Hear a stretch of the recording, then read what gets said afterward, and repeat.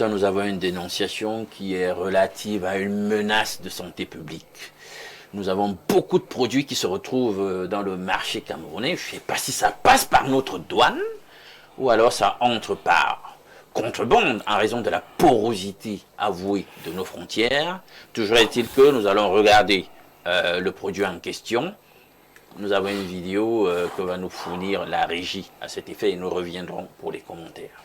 L'élastique, c'est même en élastique. C'est plastique. Vous voyez comment c'est élastique là. Les jeux chinois. Ça ne donne pas. Ils veulent tuer les Camerounais. Ah, c'est les jeux chinois. Ça se passe ici à Tinga. À Tinga. Sur le carton, là, plus le carton, j'ai filmé. Soulève ça. Soulève le carton. Non, il veut pour le coq. Ou c'est quoi? Voilà ça. Voilà. Voilà. Voilà. Comme ça. Voilà le carton. Repose sur le sol. Cassez encore le vieux, me montrer le jaune d'œuf là. Vous voyez ça. Vous voyez comment c'est comme la pâte. Même la farine des croquettes. Même la pâte des croquettes n'est pas comme ça. Qui vous a donné ça? Vous voyez? Regardez comment ça se casse. Non, arrêtez. Arrêtez. Vous voyez? Partagez au max. Incroyable. Alain, donc, je vous repasse encore la parole. Hein. Il s'agit des faux œufs là. Faux œufs. C'est en plastique ou c'est en quelle matière, moi je ne sais pas.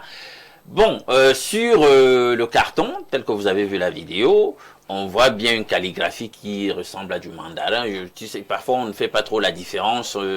Pour nous qui ne sommes pas spécialistes, je n'ai pas appris le mandarin. Soit c'est le mandarin, c'est du chinois, soit ça peut être du coréen, j'en sais rien. Il faut que les spécialistes qui savent un tout petit peu décrypter nous disent. Mais on voit bien que c'est l'Asie. C'est l'Asie. Des faux œufs, hein. Soit c'est du plastico, soit c'est quoi. Sam Severango, finalement au Cameroun devient quoi?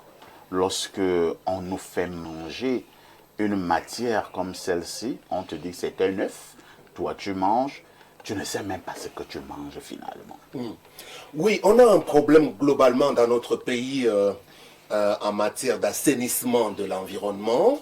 Quand vous regardez véritablement comment est-ce qu'on s'alimente dans les rues, les tourneaux d'eau, un peu partout, je pense que de manière générale, moi je préfère prendre la chose sous ce prisme-là. Vraiment, je pense que la majorité des compatriotes, disons-le, nous sommes voués à finalement beaucoup de dangers, véritablement.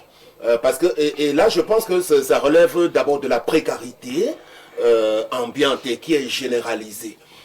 Parce qu'on est bien obligé de ne s'accrocher qu'à son pouvoir d'achat pour aller se contenter de s'alimenter à moindre coût. C'est ça qu'il faut d'abord souligner aujourd'hui. Lorsqu'on a un envahissement général aujourd'hui du chinois, entre guillemets, que ce soit dans l'alimentaire, l'agroalimentaire ou même dans beaucoup d'autres produits de consommation, c'est bien parce qu'on dit que le chinois coûte moins cher. Et aujourd'hui, je dois regretter quand même qu'il y ait un défaut ou alors un déficit de régulation au niveau des pouvoirs publics en charge de contrôler. Nous avons une bagatelle de choses au Cameroun et c'est ça qui me dérange généralement. Je crois qu'il y a la NOR qui existe, qui est chargée du contrôle qualité. Vous avez même le ministère du Commerce qui doit avoir ses propres brigades de contrôle pour s'assurer. Il en a. Alors, quel est donc le bien fondé de ces choses-là si elles ne fonctionnent pas pour nous amener à nous éviter ce type de situation? C'est ça le problème. Et je peux comprendre la difficulté que ces institutions peuvent avoir parce que, comme je l'ai dit d'entrée de jeu, la majorité des Camerounais aujourd'hui ont un faible pouvoir d'achat et sont en difficulté pour pouvoir s'offrir des choses qui viennent de Carrefour ou bien des autres hypermarchés qui sont à peu près de bonne qualité. Donc c'est ce qu'il faut d'abord relever. Mais je pense que dans un État sérieux, il appartient aux représentants des pouvoirs publics du secteur concerné de faire le job, quitte à ce que... Parce que là, ça pose un problème même de santé publique, comme il a relevé M. Ndouk. Donc, même les équipes du ministère de la Santé sont qualifiées pour pouvoir mettre hors d'état de circulation ce type de choses. Ça devient compliqué, hein, Bernard. On a dans ce pays qui s'appelle le Cameroun, on a l'impression que presque tout est devenu faux. Vous allez au marché, des fausses tôles ondulées, du faux riz, de la fausse farine, des faux beignets, du faux pain, vous avez des faux ongles, les fausses peaux, vous avez des faux cheveux, vous avez la fausse bière, des faux whisky, vous buvez à la Heineken à un prix terrible, alors que vous buvez les urines d'un autre Camerounais. Et ces gars ont réussi à fabriquer même le ruinard. C'est-à-dire qu'on vous le vend dans une boîte de nuit à 300 000, la bouteille, alors que vous buvez le faux matango. Le faux matango, le faux... Tout est devenu faux. Vous avez vu ce genre de pays? Oui, il y en a. Il y a ce genre de pays, puisqu'il y a le Cameroun. On vit ça ici, donc tout ce que vous déroulez là, ça se fait ici. Même les fausses. Oui. Alors, puisqu'il s'agit des fausses, mais ce que moi je veux dire à ceux qui consomment les fausses, c'est que parfois ici, je vous assure que si moi je vais dans une boutique au quartier, je ne trouverai jamais ces œufs-là. Ces fausses là ne peuvent pas être chez un boutiquier normal, ordinaire, du quartier. Rarement. Ça, c'est des faux œufs en plastique qu'on retrouve habituellement dans certains circuits. C'est surtout des grands marchés, des grands supermarchés qui importent. Et donc, là, il faut savoir, dans la chaîne, là, à partir de quel moment ces faux produits arrivent au port, qui les contrôle, puis ça se retrouve comment dans les supermarchés, chez nous, dans les grandes agglomérations, pour que les Camerounais puissent consommer des choses pareilles. Parce que, parfois, ici, nous sommes cernés.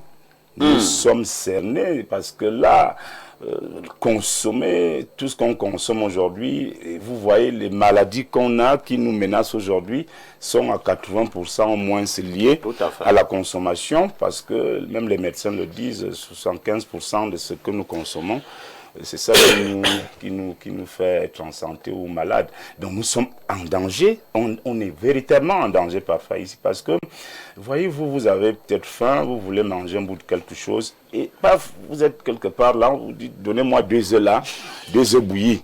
Hein, alors que vous êtes en train d'ingurgiter du poison. De vous suicider. Vous avez fait allusion à une bière là, Heineken. On a vu comment les gens fabriquaient cette bière-là avec des urines. Avec des urines.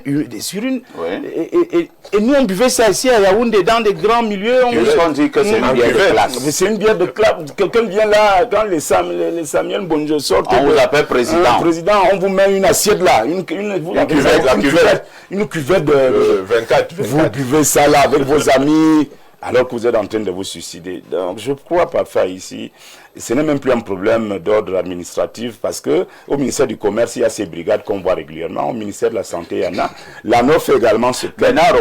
Pourquoi dans ce pays, nous n'appliquons pas la loi? La peine de mort existe encore dans ce pays. Hein.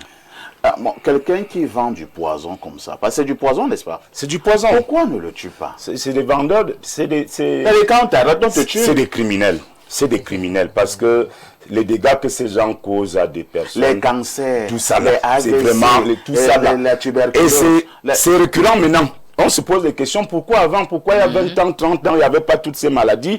Vous trouvez un enfant de 20 ans qui a une maladie bizarre, qui ne concernait qu'une catégorie de personnes à une époque. Vous voyez qu'aujourd'hui, un enfant de 15 ans, on vous dit qu'il a déjà l'AVC, un enfant de 10 ans, le diabète. Ça devient compliqué, mais je pense que... Comment un enfant de 15 ans peut avoir le diabète? Oui, c'est ça, c'est parce qu'il a consommé certainement quelque chose qui était compliqué, qui a été fabriqué par des gens qui veulent absolument, qui sont cupides, qui veulent se faire de l'argent. Les gens veulent s'enrichir au détriment des vies et de la santé des pauvres Camerounais. Vous avez du pain sur la planche, hein, professeur. Je voudrais encore avoir le regard du psychosociologue. Vraiment, monsieur Parfa, ici, je le dis chaque fois, quand l'occasion se présente, que faisons attention à nos mentalités. Notre mentalité est devenue tellement grave, tellement horrible et dangereuse qu'aujourd'hui, on est capable de vendre tous les Camerounais pour de l'argent. Tout à fait. Ce que nous observons là, c'est juste que les gens, pour se faire de l'argent, sont prêts à tout. même s'il faut qu'ils nuisent à votre santé, qu'ils s'attaquent à votre propre vie, ils le feront. Bon, ça va commencer par le changement de mentalité. Et la dénonciation de M. Alendo présente cette difficulté de l'injection de nos frontières, de la douane également. Est-ce qu'il y a des services qui doivent contrôler réellement ce qui entre au Cameroun? Mais pourquoi ces services laissent passer des choses aussi dangereuses, et aussi horribles, et aussi meurtrières? C'est la question. Comment comprendre que ces produits se retrouvent chez nous? On n'a pas le cas des œufs. On peut parler, comme vous avez si bien cité, vous avez fait un très bon portrait de ce à quoi nous faisons face tous les jours. Qu'est-ce que nous mangeons? On a même peur de boire bien maintenant parce que maintenant tu regardes avoir la bouteille et tu te dis est-ce le frélaté? Est-ce que c'est quoi? Il y a une image qui circule dans les réseaux sociaux, celle d'un hôpital nigérian où il y a des jeunes de 18 à 22 ans en train de suivre une dialyse. Alors ce que ces gens consomment chez eux, nous consommons chez ce pays, c'est ça le danger. Nous sommes suffisamment exposés à la mort.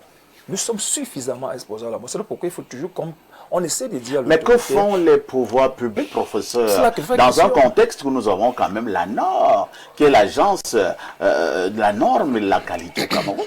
Monsieur Parfait, si on vous assure le fonctionnement... À quoi sert la NOR? Je vous assure que c'est pareil également pour les médicaments. Vous avez peut-être fait aujourd'hui de rester au niveau des œufs, mais les médicaments, comment est-ce qu'on fait que chaque fois, il y a des campagnes là pour vider les carrefours de ceux qui vont... on des stocks de faux médicaments. Posez-vous la même problématique. C'est ça qu'il est question. C'est le théâtre? C'est de ça qu'il est question. Il s'agit des gens que... Quand on va interdire cette activité, les gens viendront les rencontrer dans les bureaux, comme on dit au quartier Bakbak. Ils vont se gérer là-bas, ils vont dire allez-y. Il y a des Camerounais, professeurs, qui importent des bateaux entiers de remèdes. Hein. C'est des multimilliardaires. Oui. Vous pensez que vous pouvez impressionner ou embarrasser ce genre de personnes? Souvent, quand je vous suis, chaque fois que je ne suis pas même là, je dis mais le monsieur, c'est même dans quoi nous sommes. On est dans une histoire où les gens sont prêts à tout. Quand quelqu'un atteint le niveau où tu peux savoir que tu vends le poison à ton frère, tu le lui vends, c'est que tu es devenu, tu es criminel. On est devenu des criminels à la lutte. Ce sont nos mentalités. On a laissé endurer la frustration. Et je le dis chaque fois. Quand le pape me l'a dit, on a commencé à nous prendre de sérieux. Moi, je le dis en tant que psychologue. Les frustrations, les injustices, les maltraitances ont ceci de spécifique, c'est que ça crée des monstres. Et nous sommes en train de vivre les effets de ces monstres que nous avons créés. Merci. Hein. Sauf que quand ça crée les monstres, il faut donc aller tuer ceux qui vous ont emmené dans la maltraitance. Moi, je n'ai amené personne dans une maltraitance dans ce pays. Pourquoi on doit donc me vendre des faux œufs? Le problème, c'est quoi? Le problème, c'est quoi? C'est que, on le dit, mais il faudra qu'on assainisse nos douanes, afin que, de manière légale, de manière conventionnelle, qu'on ne laisse pas entrer n'importe quoi. Et si on se rend compte que tu l'as laissé, vous me l'avez dit tout à l'heure, est-ce que le crime, vous avez appelé ça quoi? Est-ce que la peine de mort existe encore? Parce qu'il faut frapper. Existe. Il faut suffisamment frapper. Elle n'a jamais été abolie au Cameroun. Il faut suffisamment frapper. Samuel Bonjoc. Le Cameroun est-il devenu un pays de faux? Ça peut faire l'objet d'une soutenance de thèse. Hein. Je fais mien tout ce qui a été dit. Hein. Nous vivons cela au quotidien, mais puisque les autorités ont des bons de carburant, ils ont des primes de prise en charge, tout, ils ne font pas les marchés. À hauteur des millions. Hein. Voilà, ils ne sont pas sur le terrain. Donc, du coup, ils sont déconnectés des réalités que nous vivons. Et parfois, quand on parle même comme ça à la télé, ils se mettent à rire. Ah bon? Derrière leur salon feutré, ils disent... Mais ils trouvent que nous sommes des guignols. Qu'est-ce qu'ils racontent là? Mais ce sont des réalités. On siphonne tout dans nos quartiers. Nous n'accusons même pas la douane. Ces Chinois qui sont au Cameroun, s'ils se permettent déjà de tabasser les Camerounais ou de faire tabasser les Camerounais dans leurs entreprises, ils peuvent même être capables de fabriquer ces œufs dans ce pays, dans leur sous-sol, parce que leurs maisons où ils habitent sont des no man's land, où même les autorités n'entrent pas, la police n'entre pas, et ils peuvent tout faire là-bas au nom de l'économie, et puis ils se mettent à déverser cela sur le terrain. On est allé jusqu'à avoir des poissons chinois. C'est depuis ici au Cameroun, on a des poissons chinois au bord de la route. Des poissons? Mais il faut imaginer ça, on a un gros importateur qui est un classique du RDPC, un baron du régime, qui fait venir du poisson ici dans les conteneurs. On est arrivé à créer un nom, les poissons chinois. Ils vont les vendre là. La femme vous dit, ça c'est le poisson, le bon poisson. Ça c'est le poisson chinois. Tous les jours, vous allez dans le bord de la route, vous voyez ça. La Brésil vous dit que le poisson est devenu trop cher. Maintenant, on a fait venir un poisson qu'on appelle le poisson chinois. Et quand vous le mangez, il est 1500. Vous voyez un maquereau. Vous voyez un maquereau, vous mettez la main comme ça, ou c'est l'éponge, ou c'est le chiffon. Mais c'est ça qu'on nous vend au bord de la route. Ouais. Donc c'est pour dire qu'à un moment donné, quand on voit les médicaments de la rue, les qui font venir ces bateaux de médicaments, c'est des gros barons du régime. C'est des barons de classique du RDPC. Vous allez nous empêcher de dire RDPC. Est-ce que vous avez la preuve? Mais attendez, bon, vous voulez qu'on ait les preuves? Bon, voilà, on a demandé les preuves dans ce pays depuis 80. Nous sommes aujourd'hui avec les preuves. On attend les preuves. Non, on ne peut pas continuer à gérer un pays comme ça. Sinon, on va se réveiller un matin, on sera tous morts. Mais, quelqu'un avait dit que lorsque, vous avez souvent fait cette citation, lorsqu'on fouette ton voisin, tu ne dis rien. On fouette tu ne dis rien. On fouette l'autre, tu ne dis rien. Demain, ça sera toi-même qu'on va fouetter. Et personne ne va rien dire. En fait, on était venu à un moment donné pour attraper les juifs. Voilà. Tu as dit non, moi je ne suis pas juif. On a enlevé tous les juifs. Un autre jour, on est venu pour attraper les Portugais. Moi je ne suis pas portugais, ça ne me concerne pas. Un autre jour, on est venu pour traquer tous les opposants. Moi je ne suis pas opposant, je suis du RDPC. Un autre jour, on est venu pour attraper toi-même. Il n'y avait plus quelqu'un pour te défendre. Et le seul problème de cette affaire, le seul problème de cette affaire, c'est la corruption à outrance que nous avons dans ce pays, à toutes les échelles. Et tant qu'on ne combat pas ça, avec ce régime, on va rester et aller de pire en pire. Alain Douk, nous en parlons, certains peuvent rigoler, mais c'est le riz de la mort. C'est le riz bleu dans un pays, lorsqu'on ne contrôle plus ce qui va dans nos ventres, c'est un pays qui va vers la mort. On a dit tout à l'heure que les inscriptions sur le carton mises en cause indiquaient que ça vient d'Asie, mais vous avez bien fait de faire un chassé-croisé pour dire que le faux, on l'a endogénéisé. Nous sommes des parrains de cette mafia de la mort. Nous-mêmes, en tant que Camerounais, on n'a pas attendu le soutien des autres. C'est très grave. Vous avez dit tellement de choses intéressantes. Je vais schématiser un truc. Voilà cette cargaison à problème d'un autre genre. Et puis vous avez quelques de nos autorités, je ne sais pas moi, de force de sécurité ou de la douane ou de la santé, et ils font le constat. Et on leur dit, écoutez, bon, il y a quand même un problème avec les œufs, mais rien de grave, etc. Et on leur dit, écoutez, voici 50 millions, vraiment, arrangeons ça. Vous connaissez combien de fonctionnaires camerounais qui diraient, monsieur, fermez votre bouche. On vous arrête tout de suite. Disons que c'est juste une image. Hein? Non, j'ai bien dit je schématise. C'est une image que vous prenez comme ça. J'ai bien dit je schématise. Et c'est la problématique que pose mon livre. Est-ce qu'au nom de l'argent, on peut tout se permettre? On va tout se permettre dans ce pays. C'est un drame. C'est une société en pleine déchéance. C'est d'abord mental, c'est spirituel. Puisque c'est bousillé là-bas, on ne va que constater chaque jour dans nos réalités que l'amour effréné de l'argent, le culte de l'argent, l'enrichissement à tous les prix est en train de faire voler notre société. Que faut-il faire?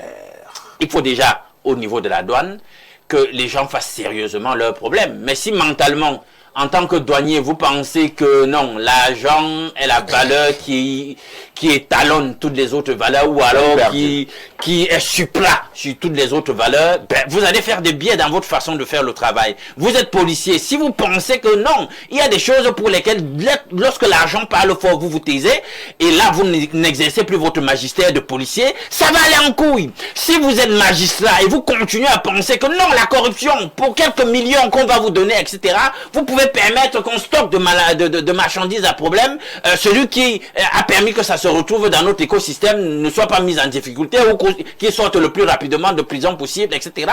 On aura toujours ça. Maintenant, il faut questionner aussi la porosité de nos frontières. Je pense que dans les années 2008-2009, le président de la République lui-même l'avait avoué, il y a un problème de porosité, voilà, de nos frontières. Parfois, quand ça ne passe pas par la douane, justement, il y a un problème de contrebande, c'est-à-dire qu'on n'arrive pas à filtrer ce qui est entre nous, et ça c'est un problème. Merci Alain Douk. Donc il faut un travail de veille, un travail d'intelligence. On n'ira pas de course, hein. Prenons ces nombreux messages qui nous bousculent. Bonjour parfait ici, c'est un message qui nous vient du 212, c'est notre frère et ami du Maroc, le grabataire de la modération. Oui, ça sont les choses du Maroc. Hein. J'aime beaucoup le thème de ce matin, mais la thématique baobab me dérange. Parfait, l'image que l'Afrique a du baobab est synonyme de sagesse, de bonté et de gardien. Maintenant, je ne vais pas lire la suite. Parce que la suite est très bizarre. Je saute et je tombe sur ce qu'il appelle, voici la sagesse du jour. L'Éternel fera que tes ennemis qui s'élèveront contre toi seront battus devant toi. Abat les ennemis de la nation et vive la nation. À demain 10h. C'était battante. Un autre message ce jour. Hein? Bonjour El Perfecto, l'intelligence supracosmique de la modération. Incroyable.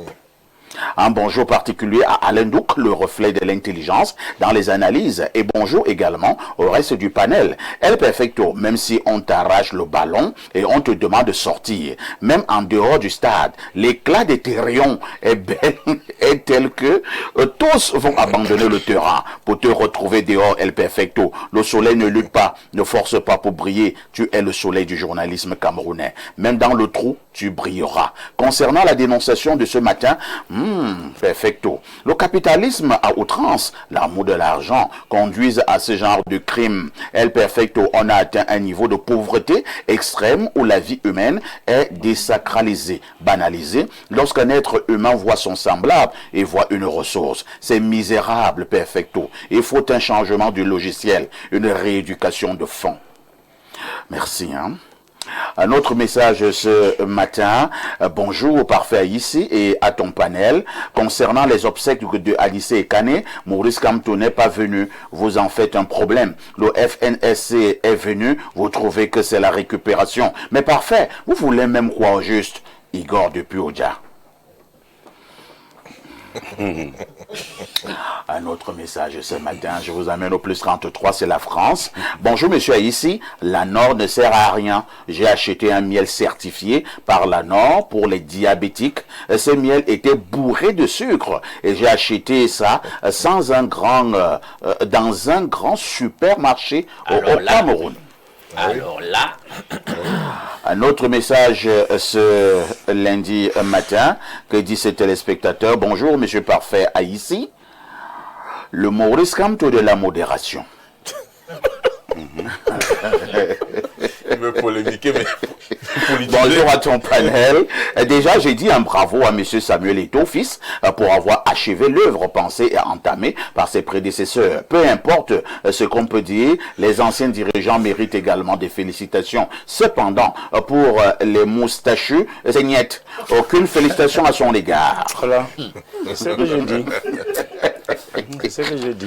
Pour la dénonciation, le Cameroun, c'est visiblement, je dis bien visiblement, un mouroir. En passant, parfait, j'aimerais vous annoncer que la prochaine pandémie est déjà à notre porte. Préparons-nous, bonne émission, l'adorateur Ouin depuis Yaoundé. Qu'est-ce que ça fait du bien de regarder la télé?